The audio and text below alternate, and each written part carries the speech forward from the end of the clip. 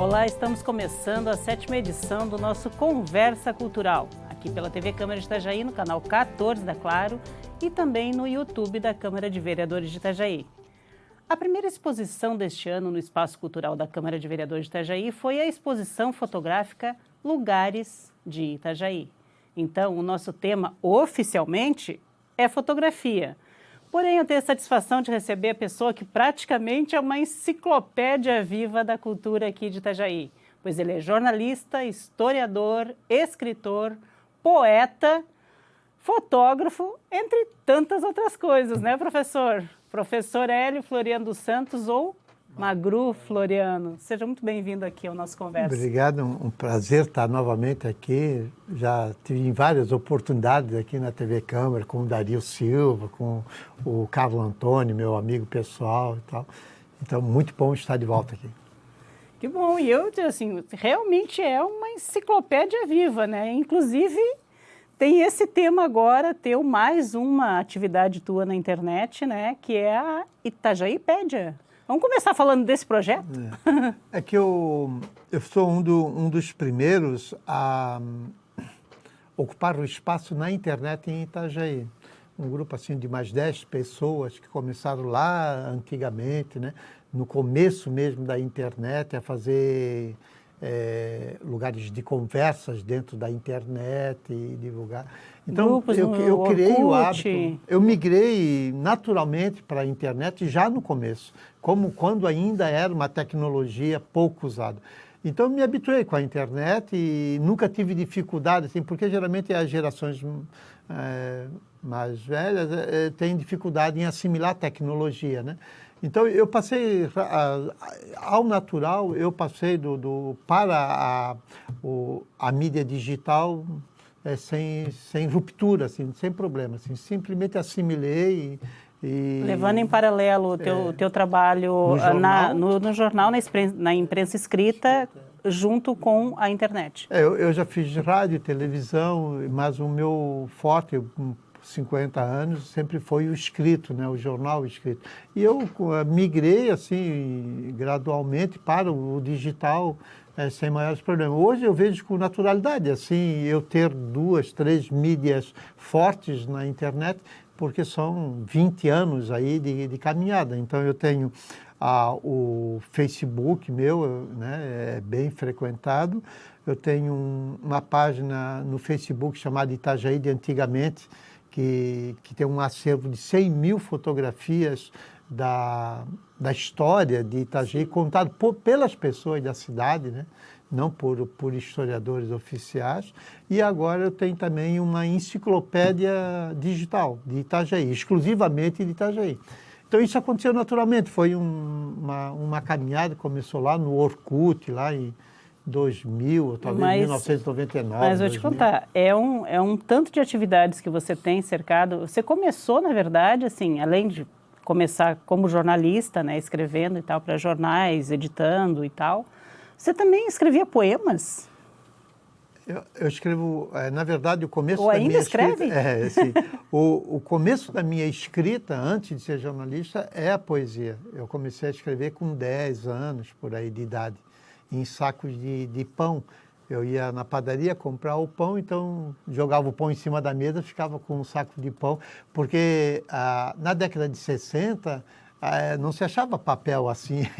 Papel não é como hoje, que se joga fora para tudo que é lado, você vê, joga-se cadernos inteiros fora, né? E era muito complicado o papel e o material assim.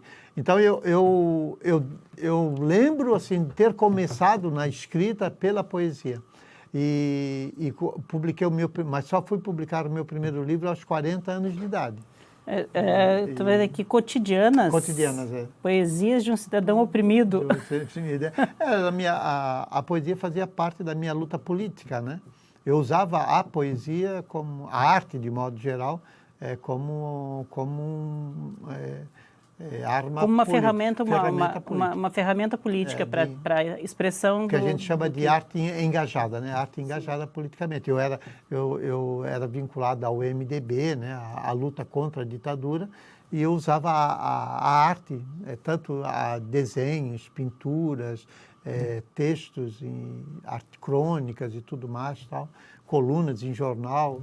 Eu usava a minha literatura e a minha escrita e os meus desenhos como arte engajada, né?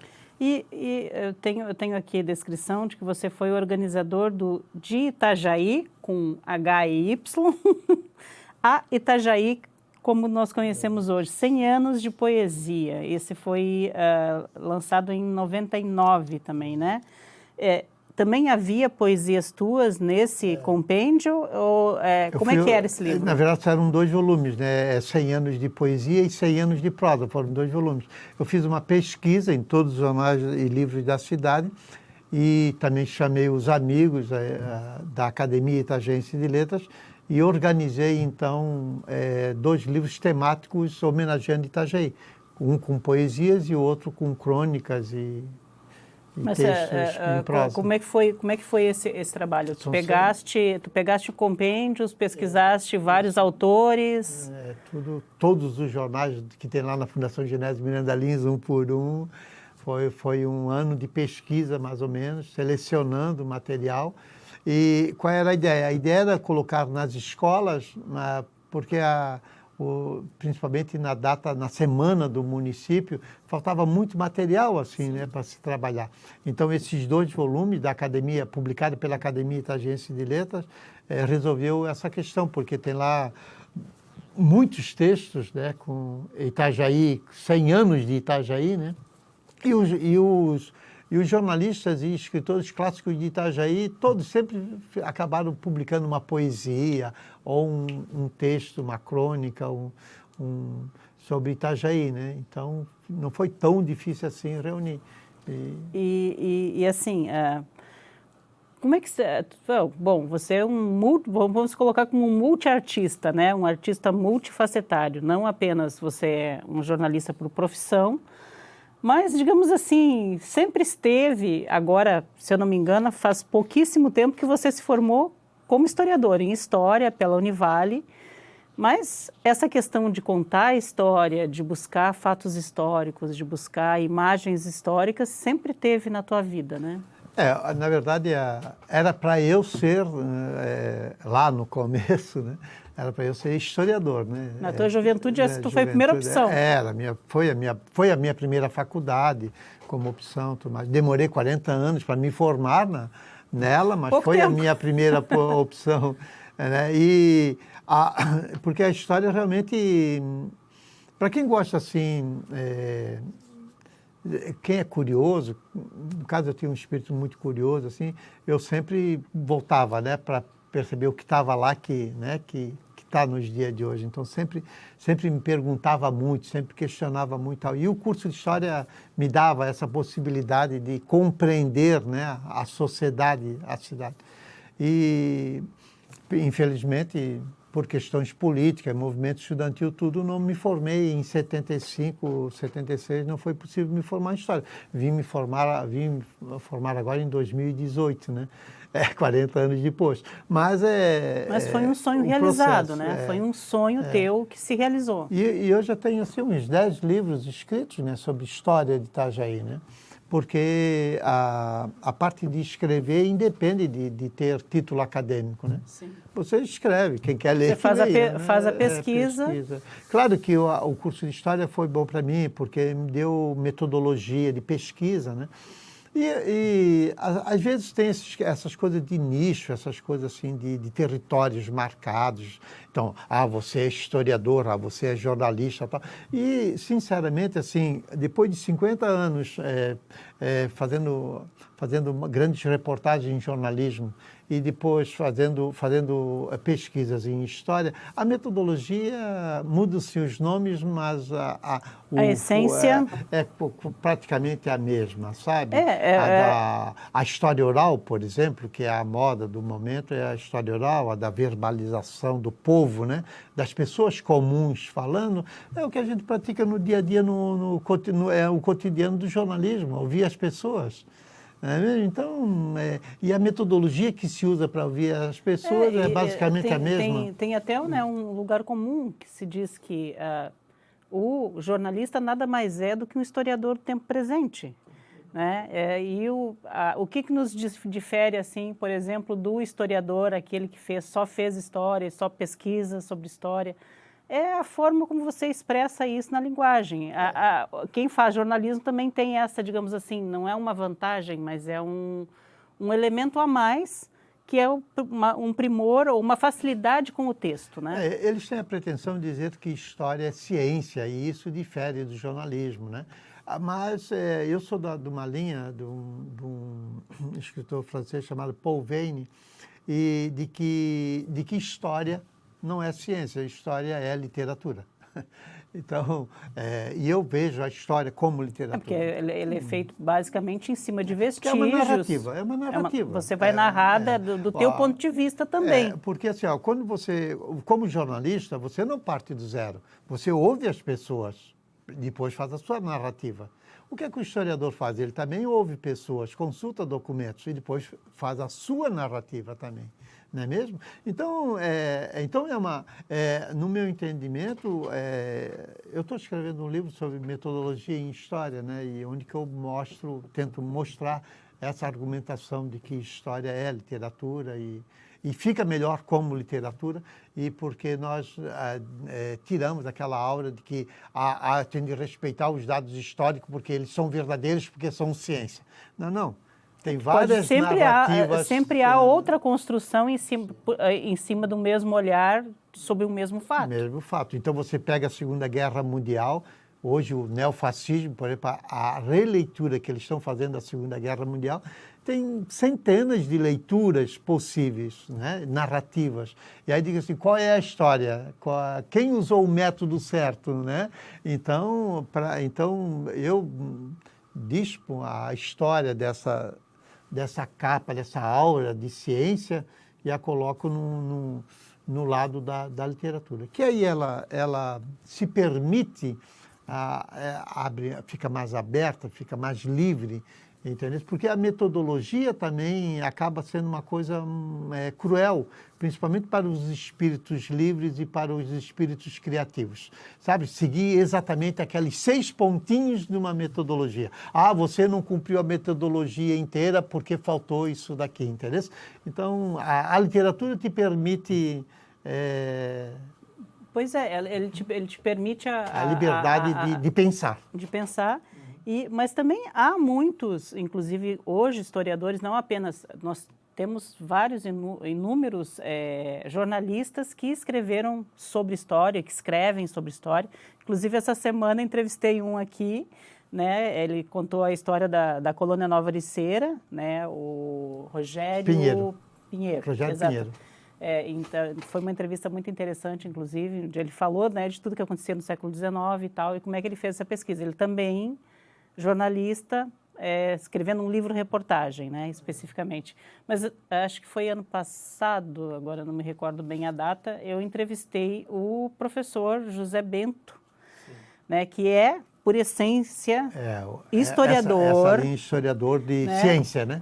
Mas o livro, eu li tanto Negros em Itajaí, quanto um outro, que agora eu não me recordo exatamente o título do livro. Mãos e Pés do Porto, Itajaí. Ele trabalha muito com essa coisa do negro, né, na sociedade. O texto dele é praticamente uma crônica. Ele escreve de uma forma muito lúdica, quer dizer, que é como um jornalista escreveria, mas ele é um historiador. Porque tem uma separação que eles fazem grande, que uma coisa é a coleta de dados que tem de respeitar uma metodologia científica séria. Outra coisa é o tratamento que você dá aos dados que você coletou. E ele escreve... A linguagem que você vai escolher. E ele escreve exatamente quase como se fossem crônicas, né? Ele usa uma linguagem jornalística para expressar Então, vamos dizer assim, o rigor científico do historiador não está mais no escrever, está no coletar os dados. Aí tem que ter rigor científico. Agora, na hora de pegar esse material coletado com o rigor metodológico, científico, você colocar isso de uma forma... literária. porque é mais suave, é mais popular, entendeu? Então você não tem que... Porque se você pega uma dissertação de mestrado ou uma tese de doutorado, o que você vai ter? Vai ter o rigor científico na coleta dos dados e depois você vai ter o rigor científico no relatório, na tese, no mestrado. Nos livros de história, hoje não. Hoje você tem um rigor na pesquisa e você tem uma a liberdade da literatura na narrativa. Olha, liberdade aqui é uma coisa que a gente não tem muito, que nós estamos quase, né, escravizados do tempo. Daqui um pouquinho a gente volta falando mais, né, com essa enciclopédia viva que é o Magru Floriano. Só um minuto, a gente já volta.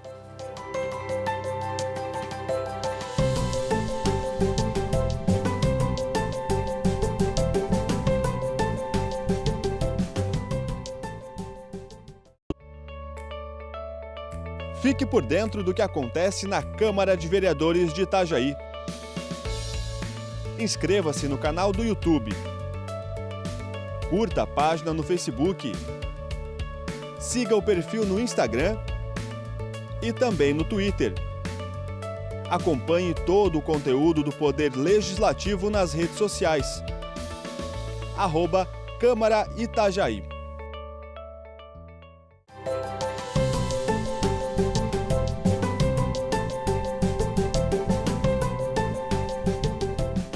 Voltamos aqui hoje com essa conversa multicultural com o Magru Floriano. Magru, a gente falava, né, de muitas das tuas facetas culturais, né? Você transita por várias áreas artísticas e, em especial, a gente hoje falaria sobre fotografia, né? E nós temos, inclusive, você expôs aqui, acho que foi a primeira exposição agora deste ano de 2023, né? Foi uma exposição muito bonita. Acho que a gente até tem umas imagens de umas fotos suas da exposição. Ó, a gente está vendo aqui agora, por exemplo. O que te motivou a fazer essa compilação dessas fotos, desses locais de Itajaí? Lugares, né? Lugares de Itajaí.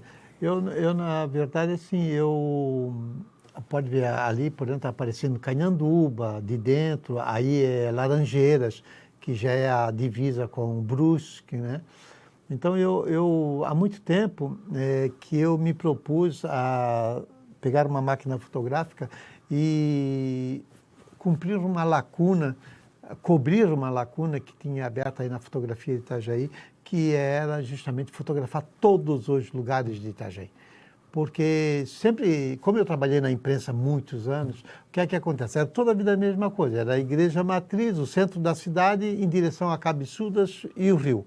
Rio, centro da cidade, Cabiçudas, ou seja, litoral, né? Por exemplo, litoral. Aqui é do Morro da Cruz, Morro né? da Cruz, é. Até é uma... Esse aí é Canhanduba. Esse já é Canhanduba. É. Nossa, belíssima essa foto. Esse aí é um Aras, né? Lá em Canhanduba. Então, isso...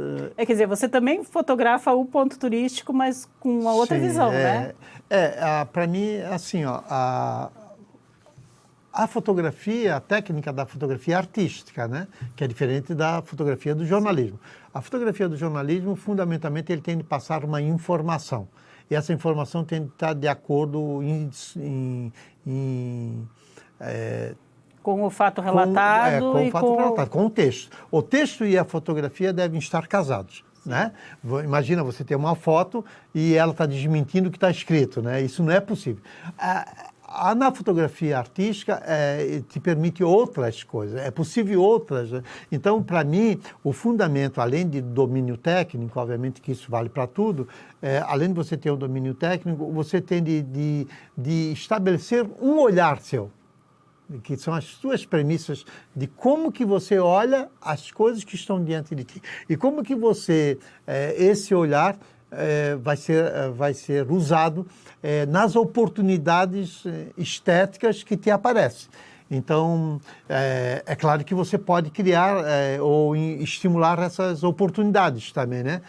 No meu caso, por exemplo, entre junho e agosto, por exemplo, eu me acordo 5 horas da manhã, e quando eu sei que a meteorologia avisa que tem nevoeiro, neblina e tal, eu me acordo 5 horas da manhã e olho pela janela. Se eu vejo que realmente tem nevoeiro, tem neblina, eu saio para fotografar.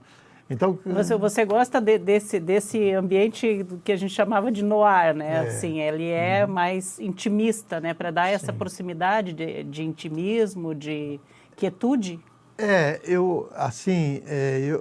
Na fotografia, se você bota uma neblina, assim, ó, a luz fica diferente, né? A luz incidente, né? A luminosidade e tudo tal. Depois tem a questão do ângulo, claro, né? A inovação. Agora, assim, ó, eu prefiro neblina e chuva. Por exemplo, eu nunca saio para fotografar com o céu 100% azul, sem nuvem.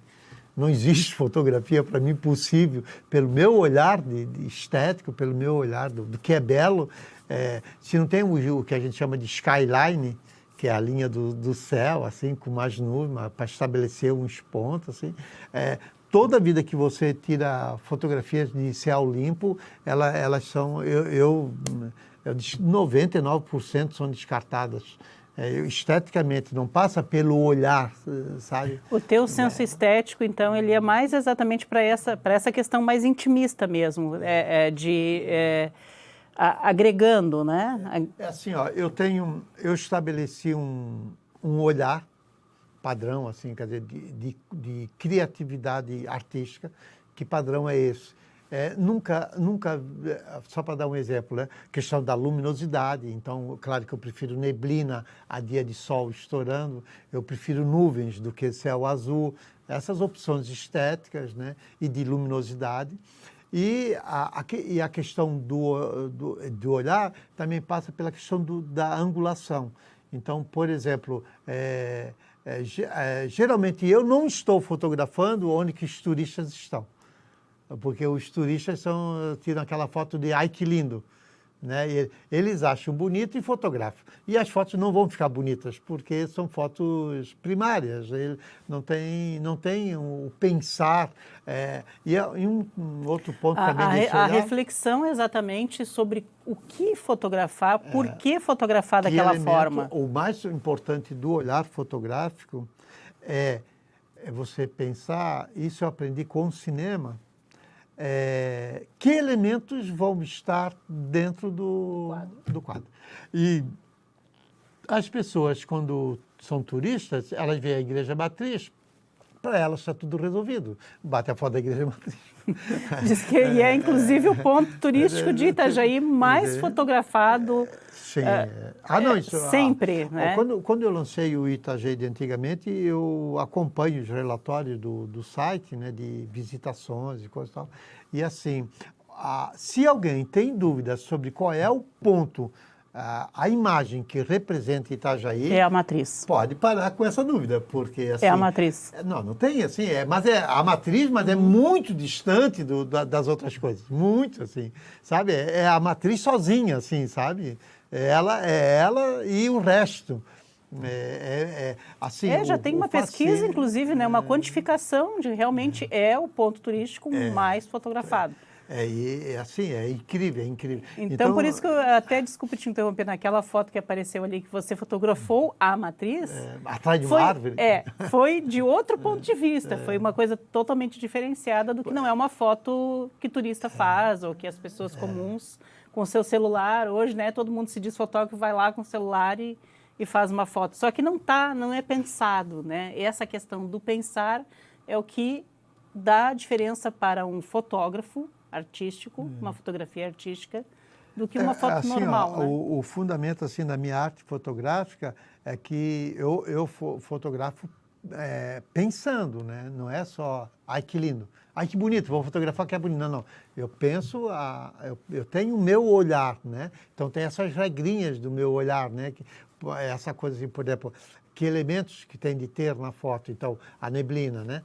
Mas assim, se você olhar a minha coleção de fotos, você vai ver que tem pouco carro.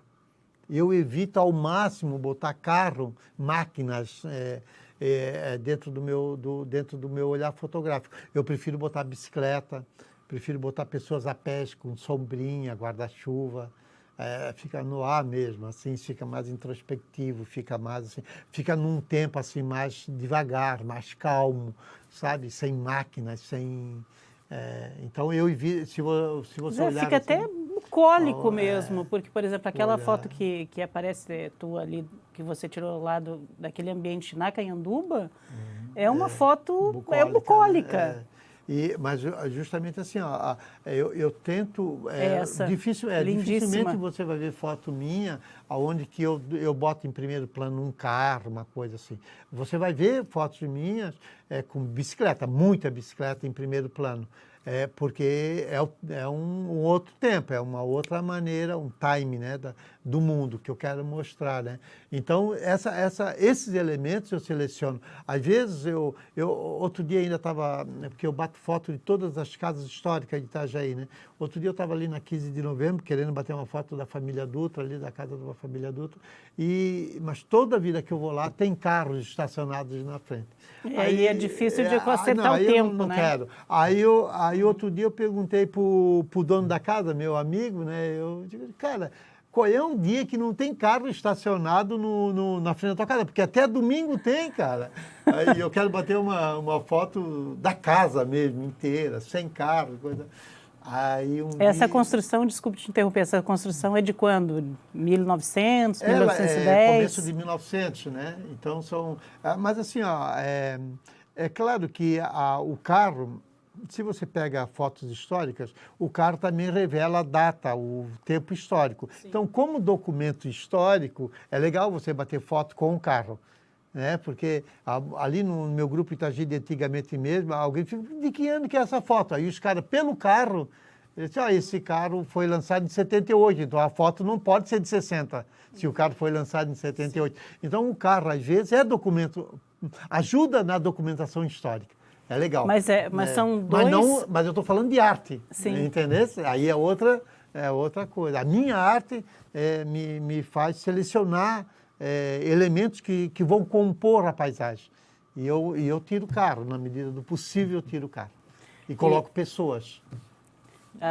Achei interessante essa questão, porque às vezes esse teu olhar artístico, procurando um ângulo certo, um tipo de clima correto, uma ambientação, ele pode, para quem é leigo, que olha uma foto assim, vai dizer assim, não, mas de que ano que é essa foto?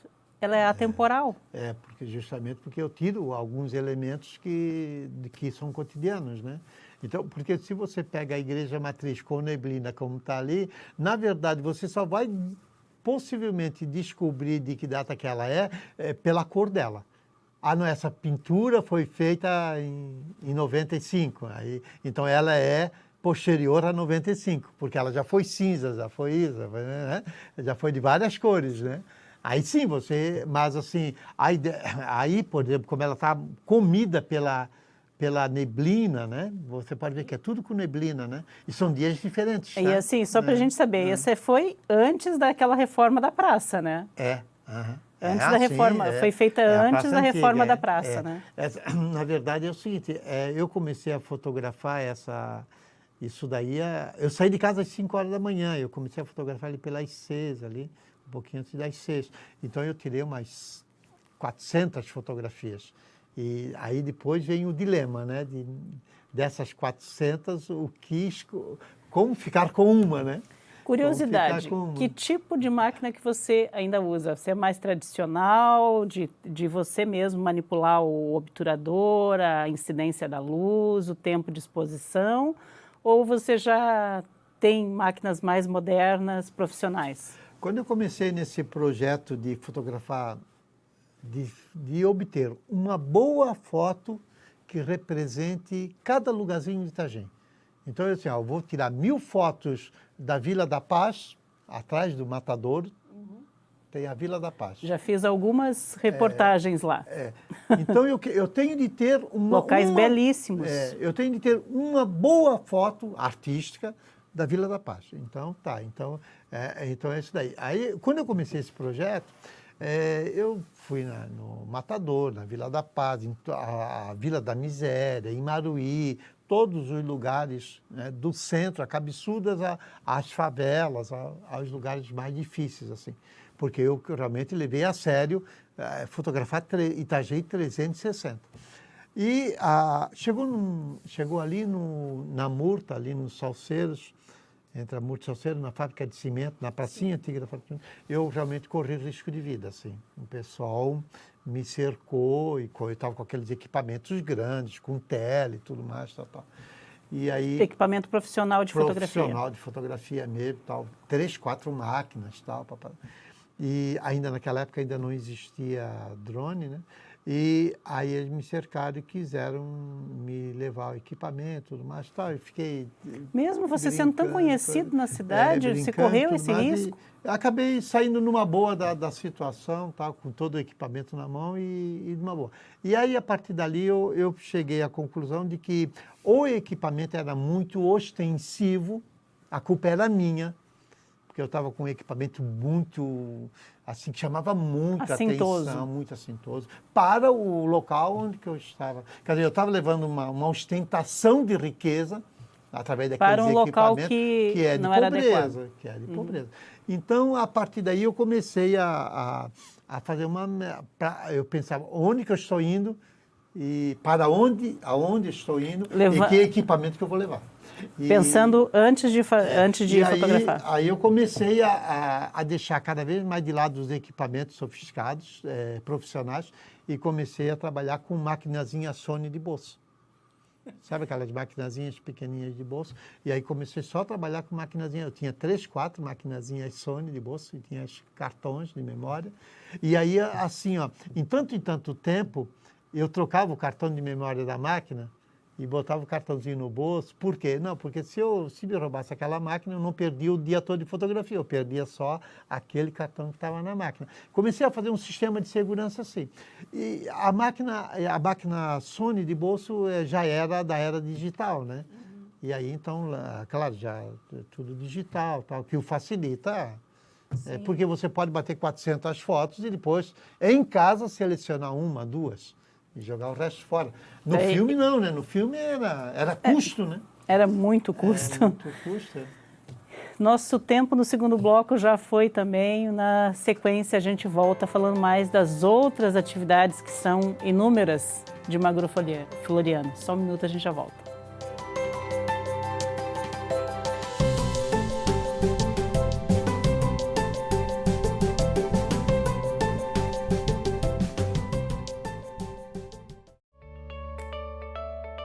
Fique por dentro do que acontece na Câmara de Vereadores de Itajaí. Inscreva-se no canal do YouTube. Curta a página no Facebook. Siga o perfil no Instagram e também no Twitter. Acompanhe todo o conteúdo do Poder Legislativo nas redes sociais. @Câmara Itajaí.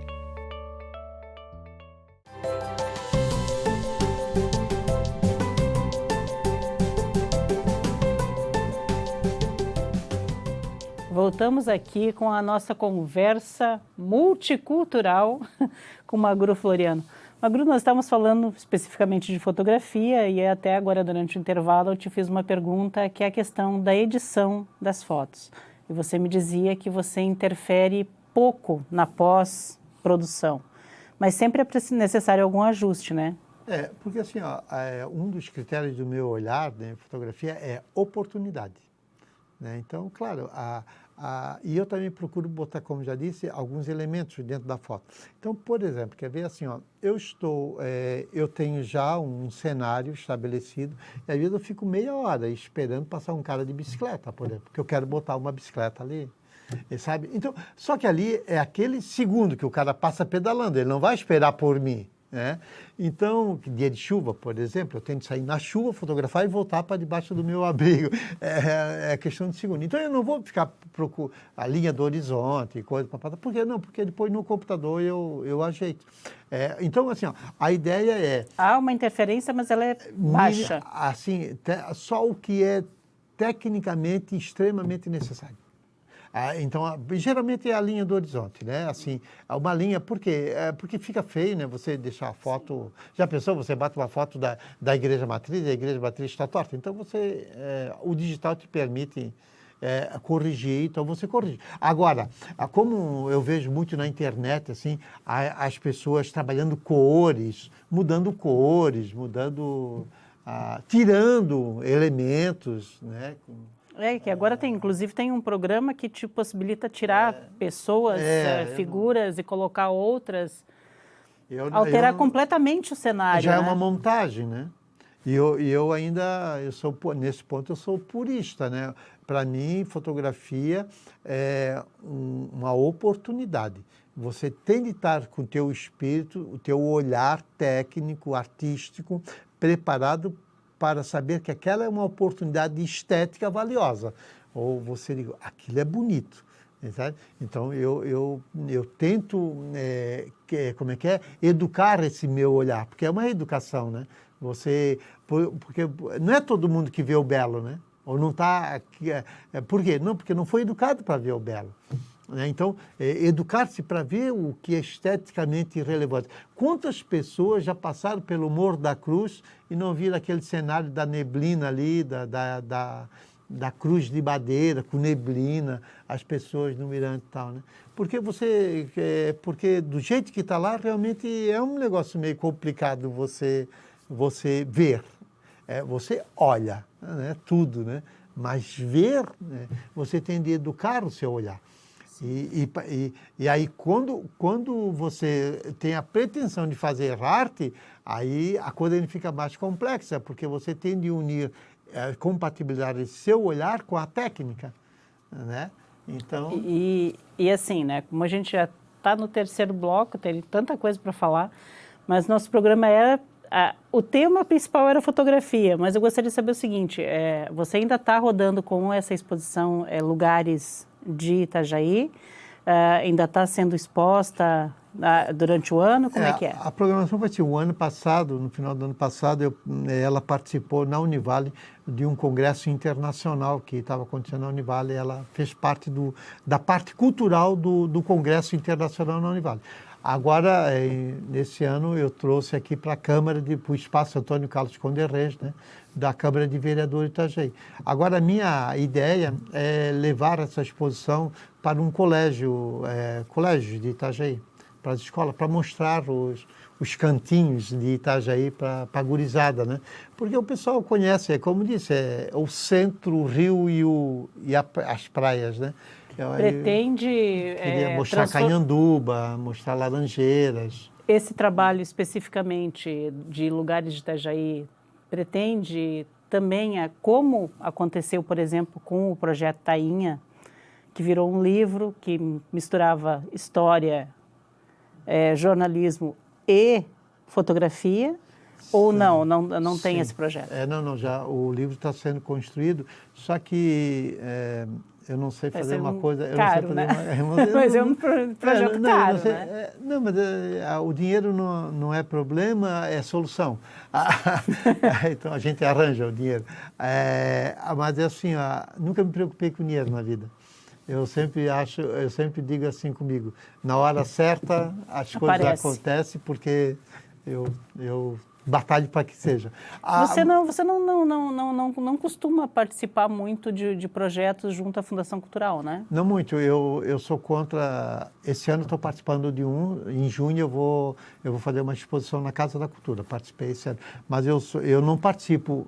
Apesar de ter livros escritos, eu boto na internet, de graça para quem quiser ler, de História de Itajaí, mas eu sou contra a ideia de todo ano você fazer, por exemplo, escrever um livro e receber verba pública. Eu acho que, pelo menos, dá um tempo aí, de uns 5 anos aí, sabe, assim, porque é minha opinião particular, eu acho que não pode ser eu lançar um livro todo ano com dinheiro público, não tem sentido, na minha visão. Mas tem determinados projetos que é bom para a cidade e bom para a cultura da cidade, né? Por exemplo, esse projeto que eu vou, em junho, na Semana do Município, eu vou fazer uma exposição na Casa da Cultura que vai fazer parte da Semana do município. Isso já é bom para a fundação. E outra coisa, eu estou fazendo xilogravuras dos prédios históricos de Itajaí.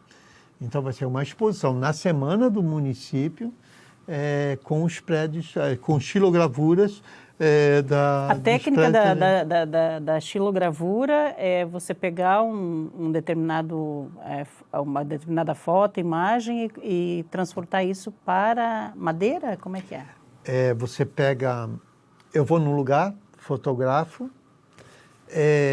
tiro um xerox do tamanho que eu quero, assim, e eu seleciono as linhas que eu acho que dão a identidade para aquele prédio.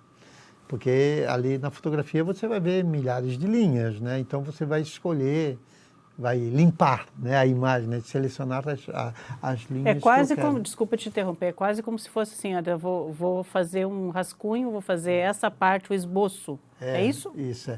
E aí, depois eu também trabalho, porque a máquina fotográfica, poucas pessoas percebem isso, ela distorce ângulos. Às vezes, depende de prédios muito altos, como é o Casarão Marlborough, como é a Casa Bugart, como é a Igreja Matriz, 99% das fotografias que você vê, elas são assim, ó. Ou são assim. Elas não são assim. A máquina distorce, a máquina... Você faz isso, isso, o ângulo já te dá esse formato. Então, né? Por exemplo, a partir dos xerox que eu tenho, eu seleciono linhas, depois eu pego ponto de fugas, da perspectivas e coloco tudo dentro de perspectivas. Aí esse desenho que eu tirei da fotografia, que eu usei como referência a fotografia, aí eu passo para a madeira. De que forma? Como é que é feito isso? Tem várias técnicas, por exemplo, de passar carbono atrás, de riscar, tem papel carbono, à mão mesmo, livre, desenho livre, tem várias possibilidades. Aí você passa para a madeira, aí da madeira você vai esculpir a madeira. Só que tem um detalhe, você faz o contrário, tem que ser invertido, como se fosse um espelho, porque aquilo ali vai ser um carimbo. Então você tem o direito vai ficar, você vai ter de inverter a fotografia. Sim, entendi. Você tem de pensar aqui na matriz, você tem de pensar o contrário do que vai ser impresso, porque é um carimbo. Então você esculpe ao contrário, como se fosse um negativo, esculpe. Aí passa uma manta de tinta, bota o papel em cima na prensa e imprensa. Aí é um carimbo mesmo, né? É um carimbo grande, né? Então na verdade, a matriz é um negativo, é o contrário. Então, o difícil é você visualizar assim, ó, o que você quer que saia, você deixa. O que você quer que fique, você tira. Veja, é ao contrário, né? Como é que a minha cabeça vai tirar dali, da madeira, o que eu quero que fique. Então, às vezes tu perde a concentração na hora de estar fazendo a matriz, você tira as coisas que não era para tirar. Tal. É trabalhoso, né? Eu penso assim, eu estou com 66 anos de idade e eu me estabeleci assim que a partir de agora, mais do que nunca, eu preciso de desafios mentais. O meu cérebro precisa de desafio. Então, a xilogravura... É um desafio. É um desafio para o meu cérebro. Eu, por exemplo, de desafiar o meu cérebro, eu tento fazer várias atividades diferentes, nunca as mesmas. E jogar xadrez todo dia, por exemplo. Eu jogo xadrez todo dia para desafios que eu tenho no computador, aqui no celular. Aonde que eu estou fazendo charadas de xadrez, assim, que tem de dar checkmate em 2 lances, 3 lances, tu tem de dar checkmate. É desafios, assim. Eu gosto muito, desafio o meu cérebro E essa questão da xilogravura é um tremendo de um desafio, né? Esse é o maior de tudo que eu fiz em arte até hoje. Porque cada trabalho vai ser diferente do outro, né? Cada foto que tu vai fazer, cada xilogravura que tu vai fazer, ela é diferente. Tu vai ter que repensar em cada obra. Eu já usei centenas de técnicas, nenhuma desafia o cérebro como a xilogravura. Porque além de você pensar ao contrário, pensar um negativo, né, ainda tem assim, se você vai trabalhar 5 cores, você tem de ir tirando o que vai ficar, né? Então você pinta verde. Aí depois você vai querer o azul. Então você vai tirar tudo o que você quer que fique verde. Aí você fez o azul. Aí você quer o marrom, né? Aí você vai tirar tudo o que você quer que fique azul. Você já tirou tudo que era verde, e assim vai. É uma coisa complexa e é um desafio muito interessante, de paciência, né? Mês passado eu fiz uma oficina com o Valmir Binhotti de corrosão de metais. O corrosão de metais também você trabalha um metal, né, uma placa de metal, tal, e bota em ácido para corroer e tal. Mas ali ainda é mais simples, porque o que você faz é o que vai sair. Claro que o que você não... Só que, por exemplo, se você escrever o nome Magru Floriano embaixo, você escreve Magru Floriano. O positivo é o que já é a placa. Na estilogravura, não. Se eu quiser que saia Magru Floriano, eu tenho de botar o Magru Floriano num espelho. E escrever ao contrário. E escrever como está no espelho. Esculpir ali na madeira como está no espelho. Porque aí, no papel, vai sair... Vai sair correto, vai sair então, o positivo. A dificuldade é muito... Para quem gosta de desafio, é muito interessante. E você já tem, assim, um número de obras em estilogravura que te possibilite daqui a algum tempo fazer uma exposição? Em junho, né? Em junho? Esse é o teu prazo. Junho você vai fazer. É assim, eu fotografei algo de 300 prédios e casas em Itajaí, 300. E agora você está na fase de escolher quais virarão estilogravura. Virando estilogravura. Só que o meu desafio é maior, eu me propus um desafio maior. Eu vou fazer mais 50, 60 estilogravuras. Aí, claro, mais 20 vão para a exposição, né? As outras. Porque é assim, das 300, eu vou fazer mais 60 estilogravuras. Das 60 estilogravuras, eu vou escolher 20 para expor, né? Porque aí tem a questão da qualidade, né? Sim. O que passa pelo meu conceito de qualidade em arte. Mas depois disso, eu vou pegar essas 300 fotografias e vou fazer o mesmo com uma técnica chamada bico de pena, que é em nanquim. E depois eu vou fazer o mesmo com outra técnica chamada aquarela. Então, no final de tudo, desse projeto, eu vou ficar com os prédios públicos, os prédios históricos de Itajaí, com assim, uma série em estilogravura, bico de pena, aquarela e corrosão em metais. Você não para, né? Só que o objetivo final é mostrar para as pessoas valorizarem o nosso patrimônio histórico. Com certeza. Magru, nosso tempo infelizmente esgotou, mas eu gostaria, assim, quando você tiver mais e mais desafios, voltar aqui para contar para a gente. Eu sou um aprendiz.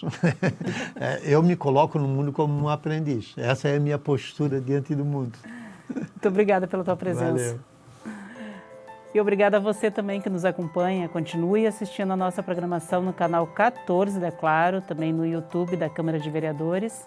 E lá não se esqueça, viu? Se inscreva no nosso canal, curta os nossos vídeos e faça a informação circular. Até o próximo Conversa Cultural.